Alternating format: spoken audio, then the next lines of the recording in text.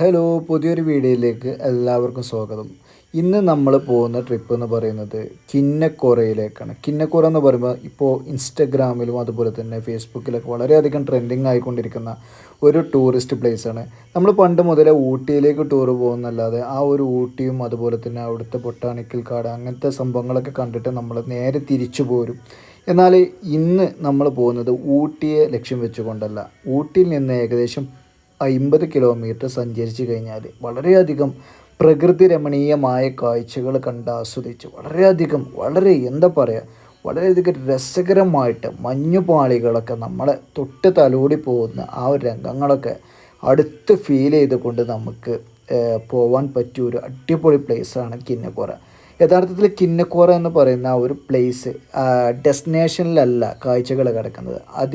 അവിടേക്ക് പോകുന്ന വഴികളിൽ നമുക്ക് ഫീൽ ചെയ്യാൻ കഴിയുന്ന അടിപൊളി സുന്ദരമായിട്ടുള്ള കാഴ്ചകളാണ് നമുക്ക് എടുത്ത് പറയേണ്ട ഒരു കാര്യം അറിയുന്നത്. ഞങ്ങൾ അതിരാവിലെ തന്നെ പുറപ്പെട്ടിട്ടുണ്ടായിരുന്നു. നേരെ അങ്ങനെ ഏകദേശം ഒരു 4-5 മണിക്കൂറിൻ്റെ ഉള്ളിൽ നമുക്ക് കിന്നക്കോറയിലേക്ക് എത്താൻ കഴിഞ്ഞു എന്നുള്ളതാണ് പറയാനുള്ളത്.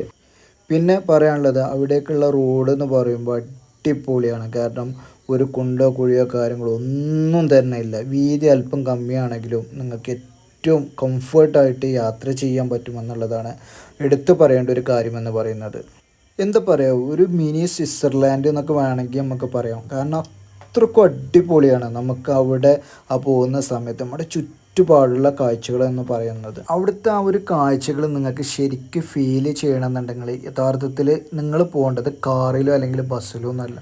നല്ലൊരു ബുള്ളറ്റ് ഉണ്ടെന്നുണ്ടെങ്കിൽ ആ ബുള്ളറ്റുമായിട്ട് നിങ്ങൾക്ക് ഗ്യാങ് ആയിട്ടോ അല്ലെങ്കിൽ നിങ്ങളുടെ സുഹൃത്തുക്കളായിട്ട് പോയി കഴിഞ്ഞാൽ ശരിക്ക് അവിടെ നിങ്ങൾക്ക് എൻജോയ് ചെയ്യാൻ പറ്റുമെന്നുള്ളതാണ് പറയാനുള്ളത്. പിന്നെ എടുത്ത് പറയേണ്ട ഒരു കാര്യമെന്ന് പറയുന്നത് നമുക്ക് പോകുന്ന വഴികളിൽ കാട്ടുപോത്തിനൊക്കെ നമുക്ക് കാണാൻ പറ്റും. വളരെ വലിയ ഭീമമായിട്ടുള്ള കാട്ടുപോത്തിനൊക്കെ കാണാൻ പറ്റും.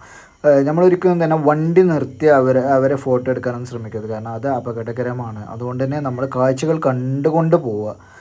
പിന്നെ അവിടെ എത്തിക്കഴിഞ്ഞപ്പോൾ നല്ലൊരു അടിപൊളി ചായപ്പീടിയൊക്കെ ഉണ്ട് കേട്ടോ അവിടെ. ആ ചായപ്പീടിയിൽ നിന്ന് നല്ല അടിപൊളി സുലൈമാനിയും അതുപോലെ തന്നെ ഉള്ളിവടയൊക്കെ കഴിക്കുമ്പോൾ ഒരു പ്രത്യേക ഫീലാണ്. ഞങ്ങൾ ഏകദേശം ഒരു 10-16 ആൾക്കാരുണ്ട്. അതിൽ കൂടുതൽ ഡോക്ടേഴ്സും അതുപോലെ തന്നെ നമ്മുടെ ഹോസ്പിറ്റലിലത്തെ സ്റ്റാഫുകളൊക്കെ ആയിരുന്നു കൂടുതൽ. അപ്പോൾ നിങ്ങളാരെങ്കിലും കിന്നക്കോറയിൽ പോയിട്ടില്ല എന്നുണ്ടെങ്കിൽ എന്തായാലും പോയിരിക്കണം കേട്ടോ, അടിപൊളിയാണ്.